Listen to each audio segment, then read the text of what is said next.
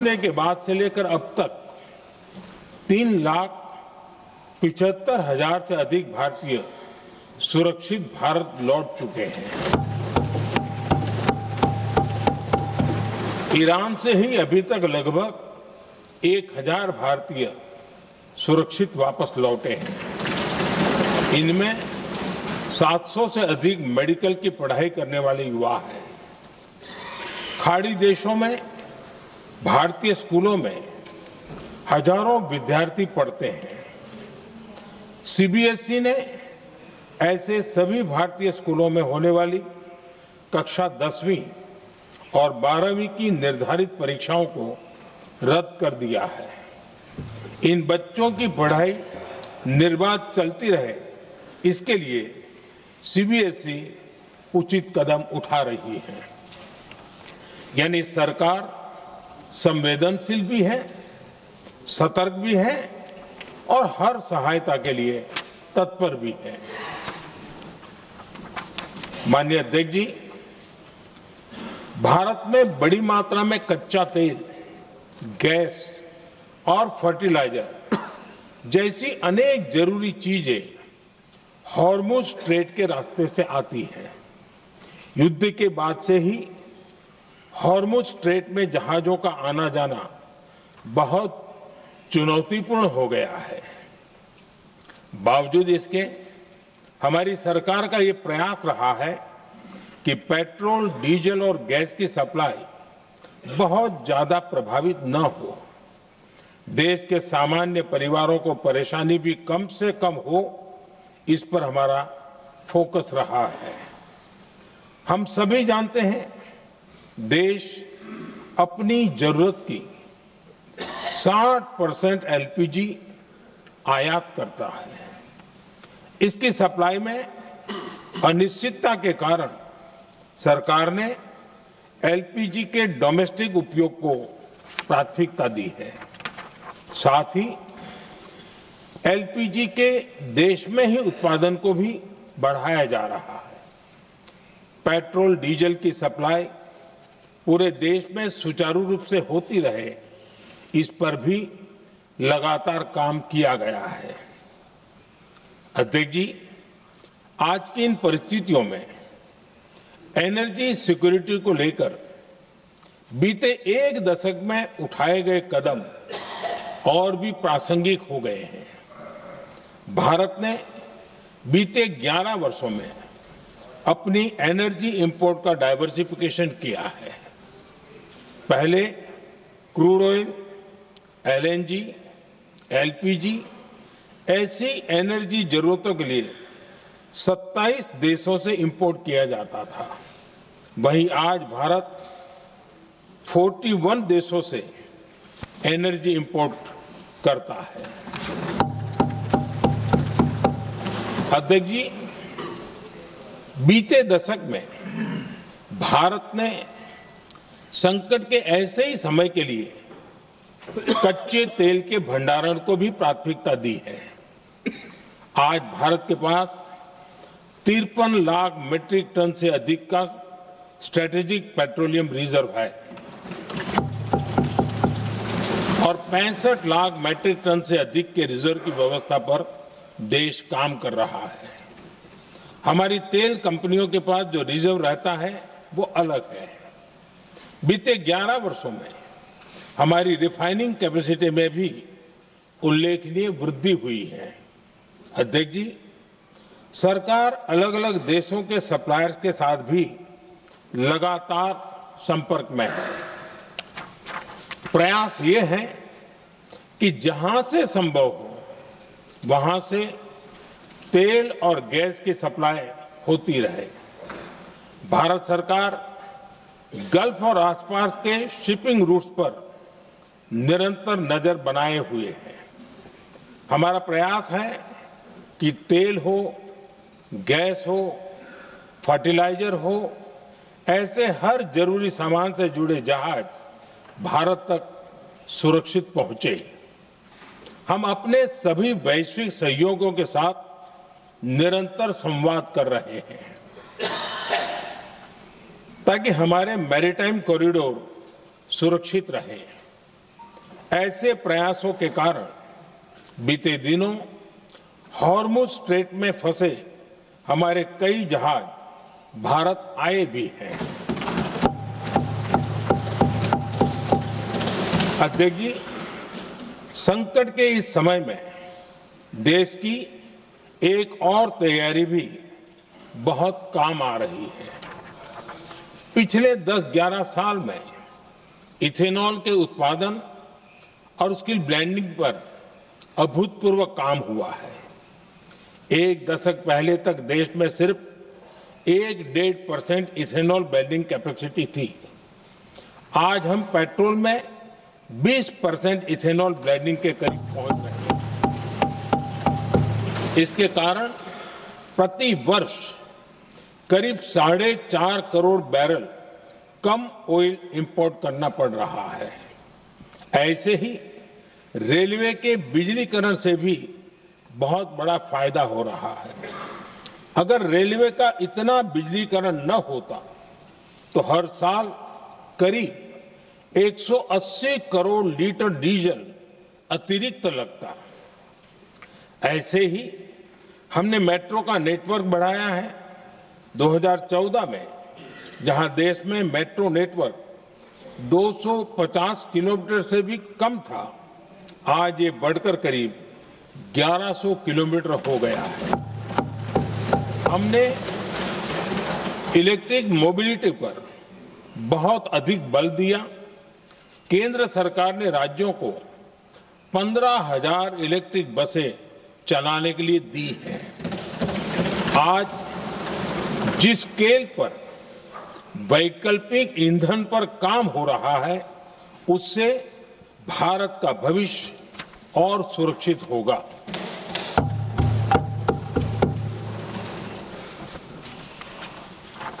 आदरणीय अध्यक्ष जी, हम जानते हैं कि एनर्जी आज इकोनॉमी की रीढ़ है और ग्लोबल एनर्जी नीड्स को पूरा करने वाला एक बड़ा सोर्स वेस्ट एशिया है।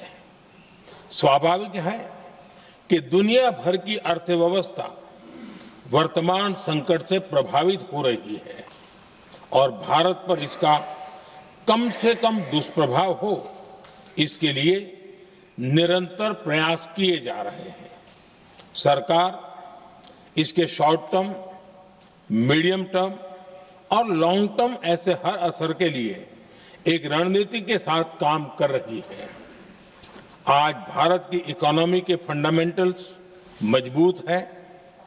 इससे भी देश को बहुत मदद मिली है। हम हर सेक्टर के स्टेक होल्डर्स के साथ चर्चा कर रहे हैं। जहां भी जरूरत है उस सेक्टर को आवश्यक सपोर्ट दिया जा रहा है। भारत सरकार ने एक इंटर मिनिस्ट्रियल ग्रुप भी बनाया है। ये ग्रुप हर रोज मिलता है और हमारे इंपोर्ट एक्सपोर्ट में आने वाली हर दिक्कत का आकलन करता है और ये ग्रुप आवश्यक समाधान पर भी निरंतर काम करता है। मुझे पूरा भरोसा है कि सरकार और इंडस्ट्री के साझा प्रयासों से हम परिस्थितियों का बेहतर सामना कर पाएंगे। माननीय अध्यक्ष जी, एक बड़ा सवाल ये है कि युद्ध का खेती पर क्या प्रभाव होगा।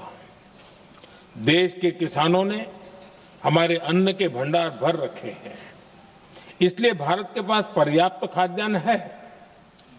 हमारा ये भी प्रयास है कि खरीफ सीजन की ठीक से बुआई हो सके। सरकार ने बीते सालों में आपात स्थिति से निपटने के लिए खाद की पर्याप्त व्यवस्था भी की है। अतीत में भी हमारी सरकार ने दुनिया के संकटों का बोझ किसानों पर नहीं पड़ने दिया था। कोरोना और उस समय के युद्धों के दौरान उस समय भी ग्लोबल सप्लाई चेन में डिस्टरप्शन आ गई थी। दुनिया के बाजार में यूरिया की एक बोरी 3,000 रुपये तक पहुंच गई, लेकिन भारत के किसानों को वही बोरी ₹300 से भी कम कीमत में उपलब्ध कराई गई। अध्यक्ष जी, देश के किसानों को इस प्रकार के संकटों से बचाने के लिए भी बीते वर्षों में अनेक कदम उठाए गए हैं।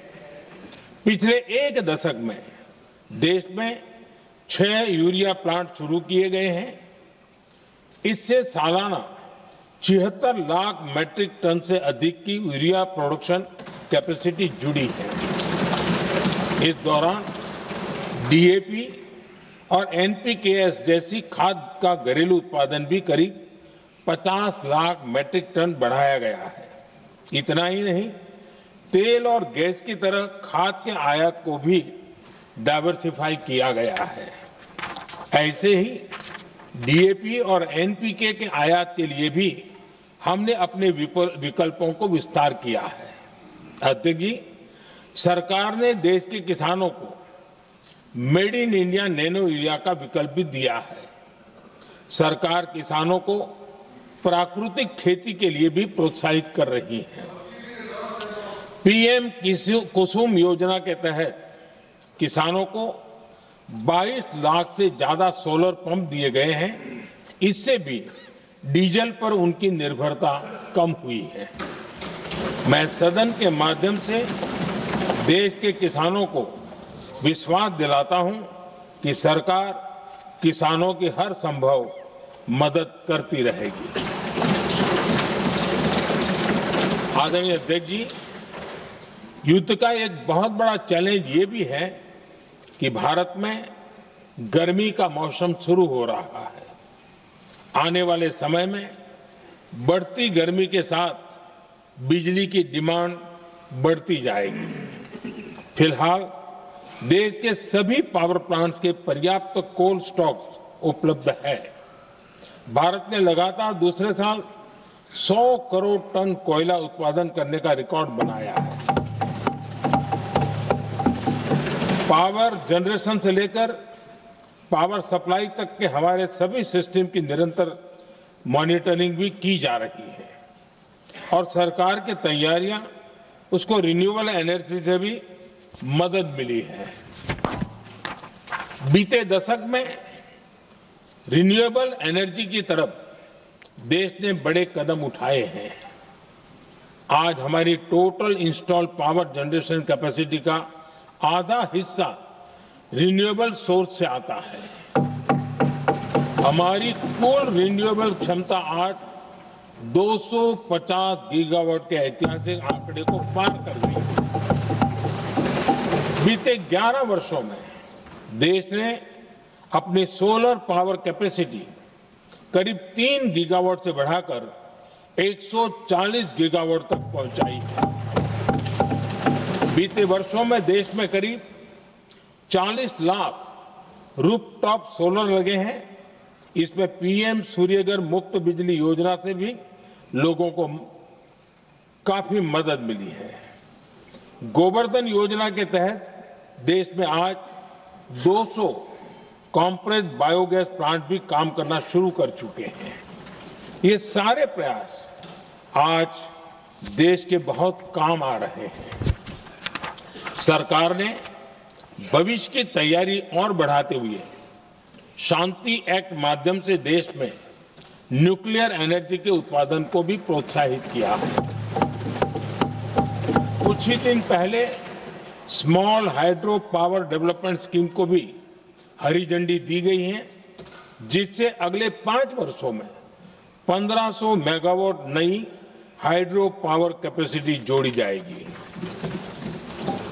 आदरणीय अध्यक्ष जी, जहां तक डिप्लोमेसी की बात है, भारत की भूमिका स्पष्ट है। शुरुआत से ही हमने इस संघर्ष को लेकर अपनी गहरी चिंता व्यक्त की है।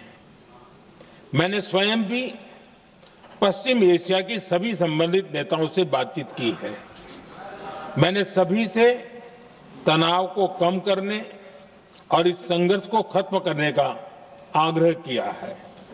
भारत ने नागरिकों, एनर्जी और ट्रांसपोर्ट से जुड़े इंफ्रास्ट्रक्चर पर हमलों का विरोध किया है। कमर्शियल जहाजों पर हमला और हॉर्मुज स्ट्रेट जैसे अंतर्राष्ट्रीय जलमार्ग में रुकावट अस्वीकार्य है। भारत डिप्लोमेसी के जरिए युद्ध के इस माहौल में भी भारतीय जहाजों के सुरक्षित आवागमन के लिए निरंतर प्रयास कर रहा है। अध्यक्ष महोदय, भारत हमेशा से ही मानवता के हित में और शांति के पक्ष में अपनी आवाज उठाता रहा है। मैं फिर कहूंगा कि बातचीत और कूटनीति ही इस समस्या का समाधान है। हमारे हर प्रयास तनाव को कम करने, इस संघर्ष को समाप्त करने के लिए है। इस युद्ध में किसी के भी जीवन पर संकट मानवता के हित में नहीं है। इसलिए भारत का प्रयास सभी पक्षों को जल्द से जल्द शांतिपूर्ण समाधान के लिए प्रोत्साहित करने का है। अध्यक्ष जी, जब ऐसे संकट आते हैं तो कुछ तत्व इसका गलत फायदा उठाने की कोशिश भी करते हैं। इसलिए कानून व्यवस्था सुनिश्चित करने वाली सभी एजेंसियों को अलर्ट पर रखा गया है। कोस्टल सिक्योरिटी हो, बॉर्डर सिक्योरिटी हो, साइबर सिक्योरिटी हो, स्ट्रेटेजिक इंस्टॉलेशंस हो, सबकी सुरक्षा को और मजबूत किया जा रहा है। अध्यक्ष जी, इस युद्ध के कारण दुनिया में जो कठिन हालात बने हैं, उनका प्रभाव लंबे समय तक बने रहने की आशंका है। इसलिए हमें तैयार रहना होगा, हमें एकजुट रहना होगा।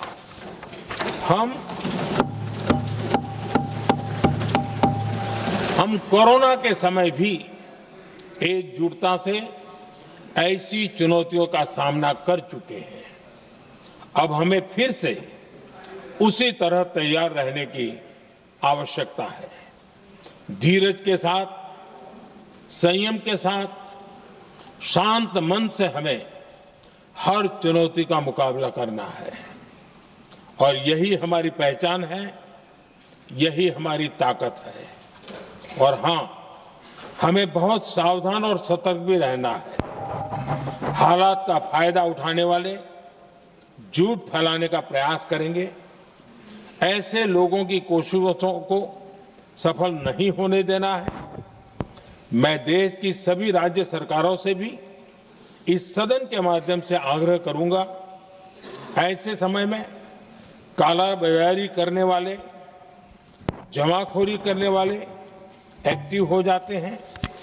इसके लिए कड़ी मॉनिटरिंग जरूरी है। जहां से भी ऐसी शिकायतें आती हैं, वहां त्वरित कार्रवाई होनी चाहिए। देश की हर सरकार और देश का हर नागरिक जब मिलकर चलेंगे तो हम हर चुनौती को चुनौती दे सकते हैं। इसी आग्रह के साथ मैं अपना वक्तव्य समाप्त करता हूं। बहुत बहुत धन्यवाद।